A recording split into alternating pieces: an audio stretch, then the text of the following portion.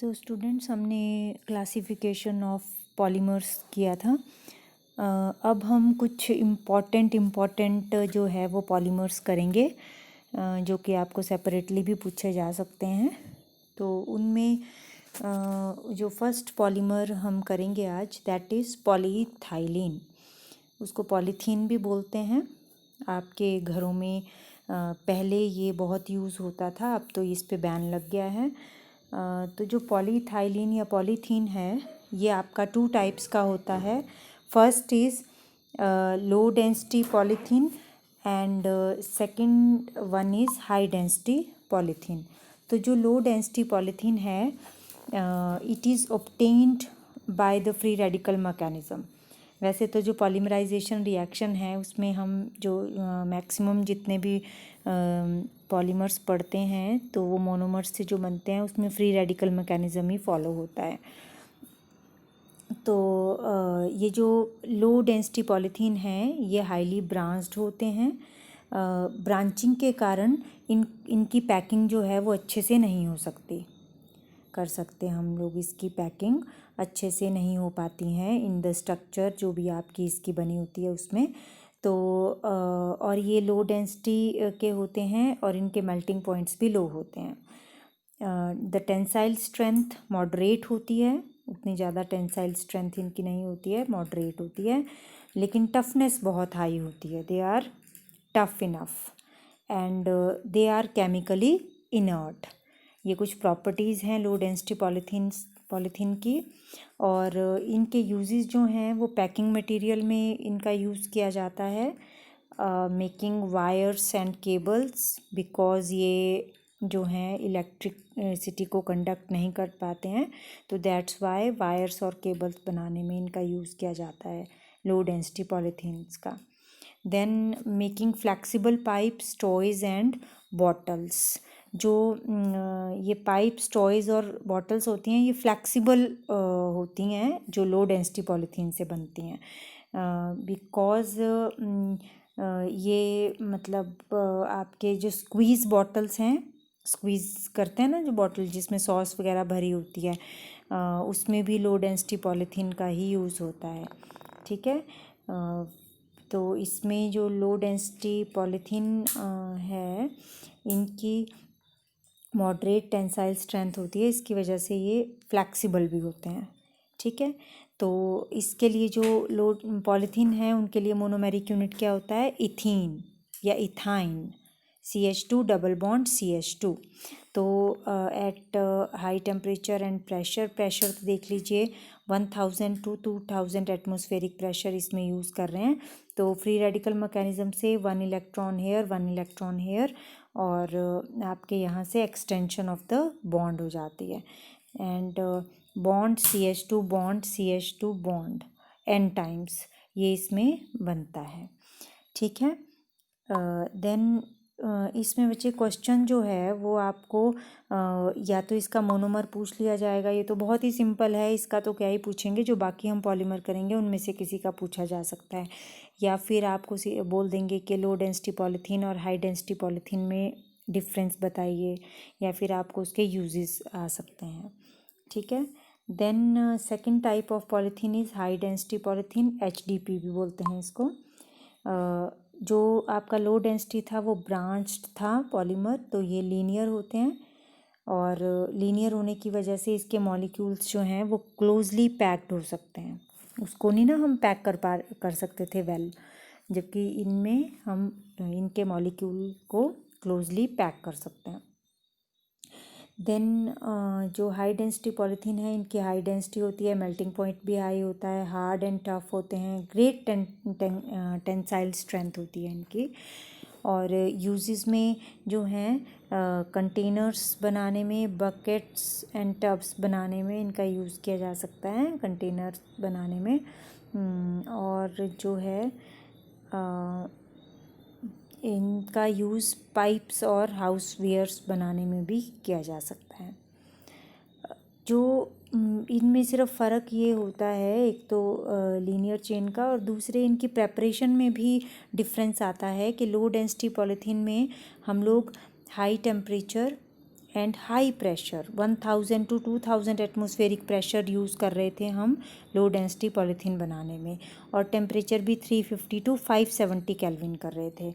तो यहाँ पे अगर हम पॉलीथीन को पॉलीमराइज़ करें in the presence of a catalyst, Ziegler Natta catalyst की प्रेजेंस में अगर हम इसको पॉलीमराइज़ करें तो हमारे पास हाई डेंसिटी पॉलीथीन आता है।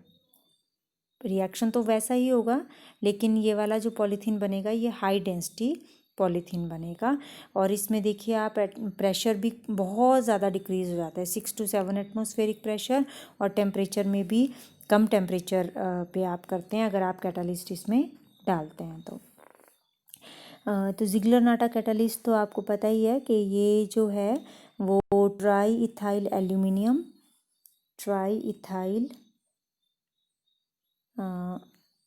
एल्यूमिनियम एंड टाइटेनियम टेट्राक्लोराइड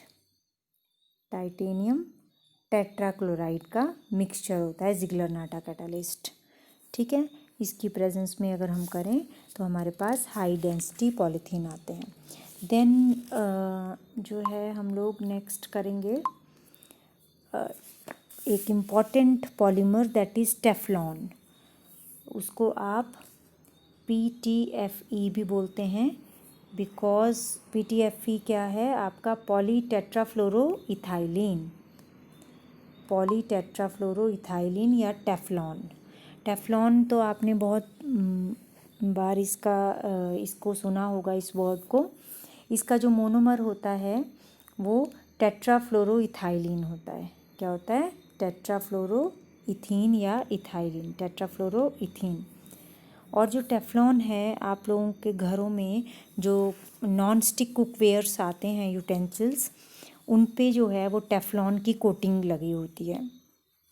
तो जो ये टेफ्लॉन है ये बहुत ही टफ है, ये वाला पॉलीमर केमिकली इनर्ट है। इस जैसे मान लो अपने घरों में मैंने बोला ना जो यूटेंसिल्स होते हैं उनके ऊपर इसकी कोटिंग लगी होती है नॉन स्टिक कुकवेयर्स के ऊपर। तो देखते हैं आपके जो नॉन स्टिक कुकवेयर्स हैं वो हीट को भी कितना अच्छे से जो है वो रजिस्ट कर पाते हैं, and they are also resistance towards acids and bases. मतलब आप किसी भी तरह का खाना बनाएं, उसमें खट्टा बनाएं, ठीक है, मीठा जो भी बनाना चाहें आप उसमें बना सकते हैं।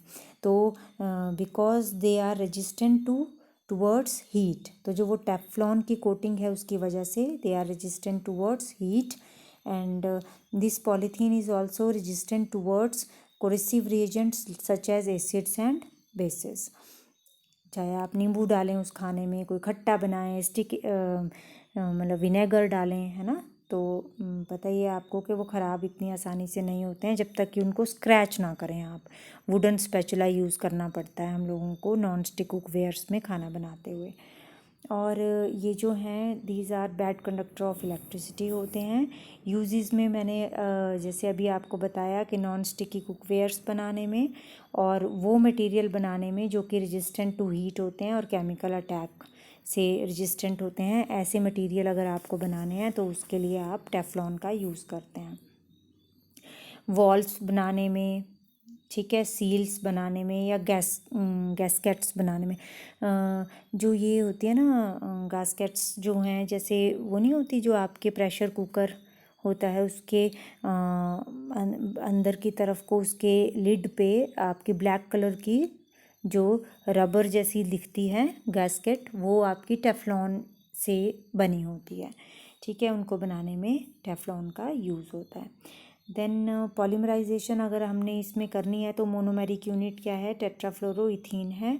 इन the presence of catalyst heat and pressure की प्रेजेंस में जो है वो पॉलीमर बनता है इसका, दैट इज़ टेफ्लॉन। उसको पॉलीटेट्राफ्लोरोइथीन या पॉलीटेट्राफ्लोरोइथाइलिन भी बोलते हैं।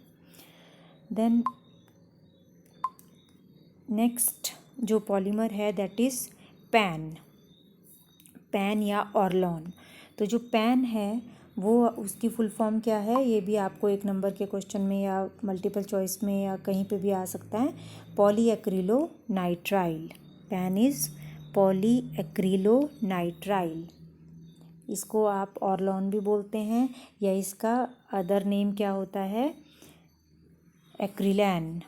एक्रिलैन, ऑरलॉन और pan, one and the same thing.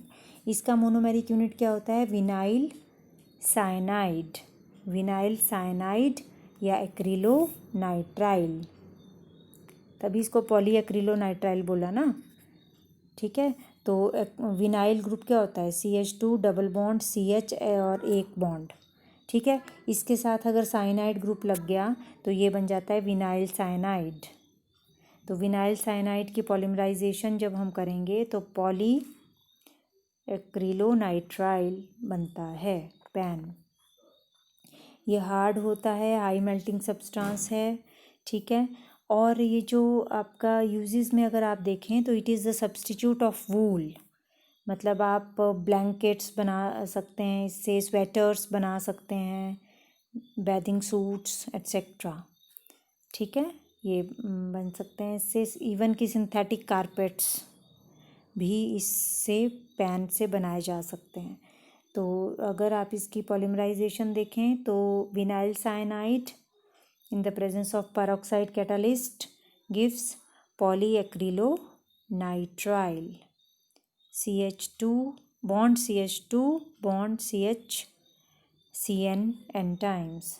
ठीक है, और इसके लिए जो विनाइल साइनाइड है उसको बनाने, वो कैसे बनाया जाता है, वो आपका इथाइलिन का reaction with hydrogen cyanide in the presence of dicyano barium के प्रेजेंस में इसको आप बना सकते हैं। ठीक है, विनाइल साइनाइड को। लेकिन ये वाले रिएक्शन जो है इतने इम्पोर्टेंट नहीं है, मेन आपका यही वाला रिएक्शन है, ऊपर वाला।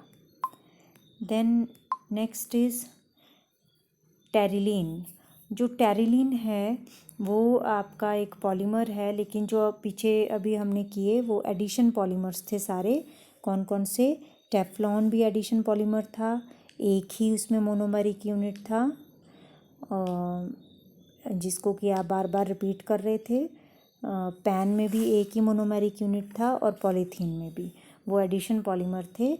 तो कंडेंसेशन पॉलीमर्स में जो हम इम्पॉर्टेंट पॉलीमर पढ़ेंगे दैट इज़ टेरिलीन। तो इसमें जो मोनोमेरिक यूनिट्स हैं वो 2 होंगे, क्योंकि कंडेंसेशन हो रही है तो 2 मोनोमेरिक यूनिट होंगे। तो टेरिलीन के लिए ethylene glycol and terephthalic acid, ethylene glycol and terephthalic acid इसमें यूज़ होता है। और स्ट्रॉन्ग फाइबर्स होती हैं, ये क्रीज रेजिस्टेंट होते हैं। मतलब देखो कई बार फैब्रिक ऐसा आता है ना जिसको आपको प्रेस करने की ज़रूरत नहीं पड़ती, उसमें उसकी क्रीज ख़राब नहीं होती है, तो वो टेरिलीन के बने होते हैं। ठीक है, देन ड्यूरेबल होता है, लो मॉइस्चर कंटेंट होता है उसमें, टेरिलीन में मॉइस्चर कंटेंट नहीं होता। तो जब मॉइस्चर ही नहीं लगेगा आपके जिन कपड़ों में मॉइस्चर जल्दी लगता है उन्हीं में ही कीड़े भी लगते हैं ना। ठीक है, तो टेरिलीन तो मॉइस्चर रेजिस्टेंट है, लो मॉइस्चर कंटेंट है उसमें, तो इसलिए उसमें these are not affected by the moths and mildew. तो ये जो कीड़े होते हैं ना, मॉथ वगैरह लग जाती है ना इसमें, जो प्योर वूल या प्योर कॉटन के कपड़े होते हैं उनमें, तो इसमें नहीं लगते हैं। और इसके यूजेस में कि इसको कॉटन और वूल के साथ ब्लेंड कर सकते हैं, ब्लेंड करके आप लोग जो हैं वो ये डिफरेंट टाइप ऑफ फैब्रिक इसमें बन सकता है जो कि क्रीज रेजिस्टेंट बन जाएगा फिर। ठीक है, सेफ्टी हेलमेट्स बनाने में इसका यूज़ होता है और मैग्नेटिक रिकॉर्डिंग टेप्स बनाने में इसका यूज़ होता है। तो अगर आप इसकी पॉलीमराइजेशन देखें तो इथिलीन ग्लाइकॉल क्या होता है, ethane 1,2 diol, ethane 1,2 diol, 2 OH group लगे हुए हैं। ठीक है, और टरथैलिक एसिड क्या होता है बच्चे, benzene 1,4 di carboxylic acid, benzene 1 और 4 पोजीशन पे डाई कार्बोक्सिलिक एसिड है, उसको हीट करके and in the presence of catalyst जो है पॉलीमराइजेशन की जाती है इसमें, और आपका टेरिलीन बन जाता है। तो जो आपका कैटालिस्ट यूज़ होता है वो जिंक एसीटेट और एंटीमनी ट्राई ऑक्साइड का मिक्सचर यूज़ होता है। Zinc acetate and antimony try oxide का मिक्सचर। अब इसमें क्योंकि कंडेंसेशन पॉलीमर है ये, तो कंडेंसेशन पॉलीमर में वाटर मॉलिक्यूल या स्मॉल मॉलिक्यूल रिमूव होते हैं। तो H जो है वो यहाँ से जाएगा और OH यहाँ से जाएगा। तो इसमें क्या बनेगा आपका ये वाटर निकल गया तो लिंकेज आ जाएगी आपकी OCO लिंकेज। कौन सी लिंकेज आ गई? OCO लिंकेज आ जाएगी। और इस तरफ से भी O रह जाएगा क्योंकि H तो रिमूव हो जाएगा। इस तरफ से OH रिमूव हो जाएगा और CO रह जाएगा। ठीक है, इस तरफ से O, ठीक है, ऐसे O और इस तरफ से CO। तो इस तरह से पॉलीमराइजेशन हो जाएगी and the formation of terylene is there. Terylene is also known as Dacron. इसको और क्या बोलते हैं? डेक्रॉन भी बोलते हैं इसको। तो इसके दूसरे नाम भी याद कर लेने चाहिए, क्वेश्चन किस तरह से आए ये आप कह नहीं सकते। देन टेरिलीन के बाद ग्लाइप्टल करेंगे, ये भी आपका कंडेंसेशन पॉलीमर है। इन दोनों में टेरिलीन और ग्लाइप्टल ऑलमोस्ट सिमिलर ही होते हैं। सिर्फ एक फ़र्क होता है इसके मोनोमेरिक यूनिट्स में कि वहाँ हम टरथैलिक एसिड यूज़ करते हैं, monomeric unit, one of the monomeric unit, और यहाँ पे हम थैलिक एसिड यूज़ करते हैं। तो कौन कौन से मोनोमेरिक यूनिट होते हैं इसमें? Ethylene glycol and phthalic acid. तो इथिलीन ग्लाइकॉल तो मैंने बताया ना, 2 OH ग्रुप लगे होते हैं, इथिलीन ग्लाइकॉल है। और टरथैलिक एसिड में 1,4 पे होता था COOH, 1 और 4 पोजीशन पे। इसमें किस पोजीशन पे होता है? 1 और 2 पे। तो benzene 1,2 dicarboxylic acid is phthalic acid. तो जब यहाँ पे होगा OH ग्रुप, तो देखिए आप यहाँ पे देखिए, यहाँ से तो OH निकलेगा, H रिमूव होगा, यहाँ से भी H रिमूव होगा, ठीक है। इसका क्या जाएगा? OH, ठीक है। तो ये किसके थ्रू अटैच्ड होगा? इससे यहाँ पे CO के थ्रू अटैच्ड होगा। और यहाँ से भी क्या जाएगा? OH, और एक्सटेंशन यहाँ बनेगी। तो ये देखिए आपका क्या बन गया? O CH2 CH2 O, फिर उसके बाद यहाँ पे फर्स्ट और सेकंड पोजीशन पे CO के साथ यहाँ पे अटैचमेंट है O के साथ, और ये नेक्स्ट ग्रुप के साथ अटैच्ड है। नेक्स्ट जो आपका इथिलीन ग्लाइकॉल का यूनिट होगा उसके साथ अटैच्ड होगा एन टाइम्स, तो लिखना ही है आपने हमेशा। तो ये बन गया आपका ग्लाइप्टल। जो इसका ये क्रॉसलिंक पॉलीमर होता है और इसकी यूजेस में पेंट्स बनाने में इसका यूज़ होता है, और बिल्डिंग मटेरियल्स एस्बेस्टोस और सीमेंट वगैरह बनाने में इसका यूज़ होता है। देन नाइलॉन 66, जो नाइलॉन 66 है ये भी बहुत इम्पॉर्टेंट है from examination point of view से, बिकॉज नाइलॉन 66 में पहले तो आपको ये पता होना चाहिए कि जो ये 66 लिखा हुआ है इट मीन्स समथिंग, ठीक है। यहाँ पे जो 6 और 6 होता है, 6 और 6 का मतलब है कि इसमें कार्बन जो हैं, 2 मोनोमेरिक यूनिट होंगे ना जो, उनमें कार्बन जो हैं वो 6 होंगे, एक यूनिट में भी 6 होंगे और दूसरे यूनिट में भी। मोनोमेरिक यूनिट कौन कौन से होते हैं इसके नाइलॉन 66 के? हेक्सामिथाइलिन डायमीन और एडिपिक एसिड। हेक्सामिथाइलिन में देखिए यहाँ पे 6 CH2 6 कार्बन यहाँ आगे, ठीक है। और एडिपिक एसिड क्या होता है? COOH CH2 4 times COOH। तो इसमें भी कितने कार्बन आ गए? 1 कार्बन, 4 एंड 1 दिस, तो ये हो गए 4 5 और 1 6 कार्बन। तो इसीलिए इसका नाम 66 है, नाइलॉन 66, बिकॉज इसमें दोनों मोनोमेरिक यूनिट जो हैं उसमें 6 कार्बन होते हैं। तो जब जब ये कंडेंस होगा तो क्या होगा? At high temperature and pressure पे यहाँ पे NH के साथ 1H इज़ रिमूव्ड, यहाँ पे आपका H is removed and OH is removed, water is removed, ठीक है। और यहाँ पे भी आपका OH इज़ रिमूव्ड और ये आ जाएगा N टाइम्स। तो कौन सी लिंकेज आ गई? अमाइड लिंकेज आ जाती है, ठीक है। ये इसमें जो नाइलॉन 6 है ये पॉली अमाइड्स होते हैं, ठीक है। इसमें NHCO लिंकेज रहती है। क्लियर हो गया?